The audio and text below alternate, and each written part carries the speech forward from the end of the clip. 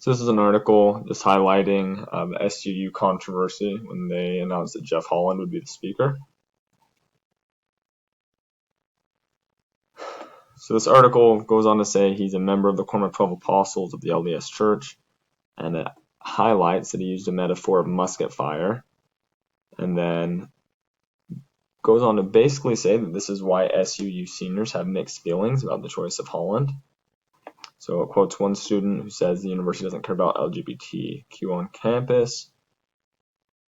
It talks about how some were excited.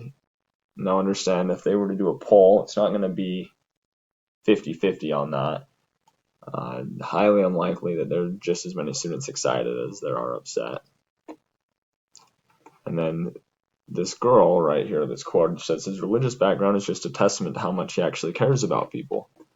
Based on that logic, any highly religious person, whether they lead Scientology, Jehovah's Witness, or they were Catholic priests, they must deeply care about people. So then it quotes another student who's saying they don't want a religious leader at the commencement. One student saying that he'd be better to speak at BYU instead of SUU, and they highlight the petition that had 16,000 signatures. Okay, and I wanted to highlight a little bit of what they left out there. So something the article doesn't mention is Holland had said at Harvard University, someone asked him about Prop 8, and he claimed that the church didn't spend 1 red cent toward Prop 8. But there are reports that have been filed in California basically showing how the LDS Church gave a lot of money, around $200,000 to Prop 8. So it isn't just Holland's musket talk that disturbs people, even though that's one of the things. It's even dishonesty that he's had in other instances. There's a talk where he claims that Joseph Smith was willing to die before he denounced the Book of Mormon, and he gave the implication that that's why Joseph died, when really Holland didn't mention that he had ordered a printing press to be destroyed that was basically exposing his polygamy.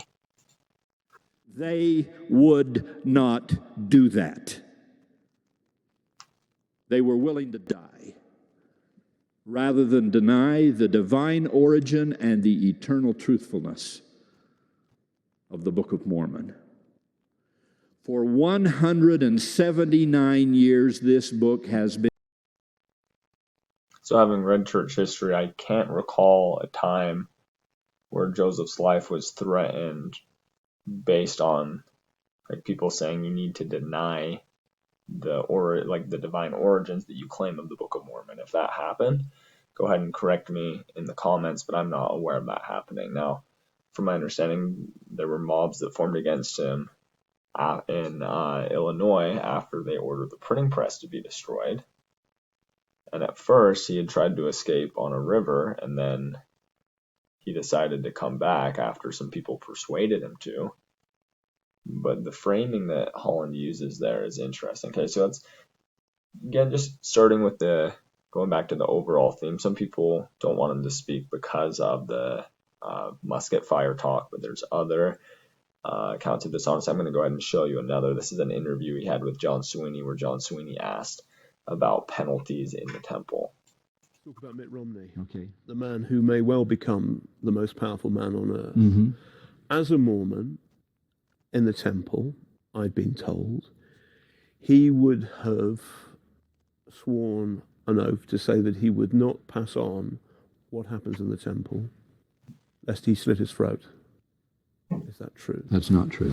That's not. Okay, so here you have him saying flat out it's not true. I just wanted to show you a few pictures. So this is under the banner of heaven, when the main character, is going through the temple. It shows basically that oath taking place. Okay, this is just Wikipedia right here. In Mormonism, the oath of vengeance or law of vengeance, part of the endowment ritual of the Church of Jesus Christ of Latter-day Saints. Participants swore an oath to pray for God to avenge the blood of prophets. Joseph Smith and Hiram Smith, who were assassinated in 1844. Okay, that's a little bit different than we're talking about.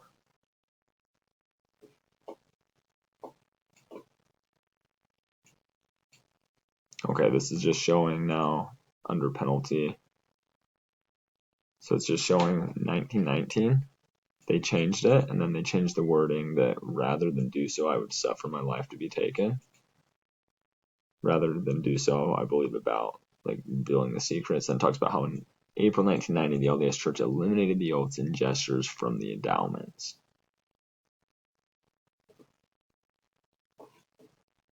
So now let's go back and finish the Holland interview. Not true. We do not have penalties in the temple. You used to. We used to. Therefore, he swore an oath saying, I will not tell anyone about the secrets here, lest I slit my throat. Well, the vow that was made was regarding the ordinance of the temple. It sounds Masonic, sir. It sounds Masonic. Well, it's comparable. It's similar to a Masonic relationship. The most powerful man in the world has sworn an oath, which he meant at the time, whatever it is now, that he must not tell anyone about what he's seen, lest he slit his throat. That he would not. Okay, I'm going to skip ahead to a part where he just gets like really. Actually, it's not in this one, but if you watch the full clip of like the original video, he gets really defensive. Basically, says how he went to a good school and how he's not a dodo.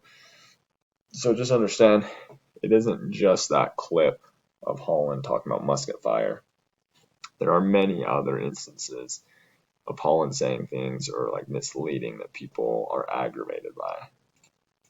I have lived on and off in my general authority life. I have come in contact around the world with missionaries who did not see their mission through. I'm not talking about medical releases or emergencies or tragedies. I'm talking about somebody who just said, I don't like doing this, it's too hard, and I'm going home and let my mother take care of me.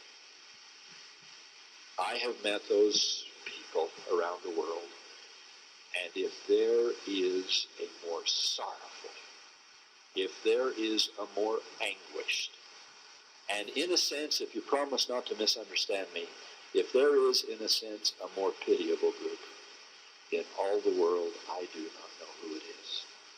Now, that's strong language. That's So right there, he's basically saying people who choose to go home early from their missions, maybe like one of the reasons why that happens is because people stop believing. Maybe they read some church history and they decide they don't believe, but he's arguing that these people are the most pitiable that he knows. He makes a comment about how they're running home for their mothers to take care of them, which is extremely condescending. So again, I'm just showing you other controversy with Holland, what he said about the muskets. That upset many people, but he has a long history of saying misleading things, whether it's about Prop 8 or about Joseph being killed because he wouldn't deny the divine origins of the Book of Mormon, or just rude things, like when he's saying people who choose to go home early from their missions are pitiable. When I was a missionary, I remember my mission president playing a tape of Elder Holland, and he was talking about how makeup saleswomen had more grit than many of the missionaries, and that we needed to be more aggressive out there knocking doors. Looking back on that now, that's a really big turnoff. So just understand, it's not only the musket talks. There are many reasons why people are saying that Jeff Holland is an extremely inappropriate choice for a public university that receives tax dollars. He's an inappropriate choice to be like the commencement speaker.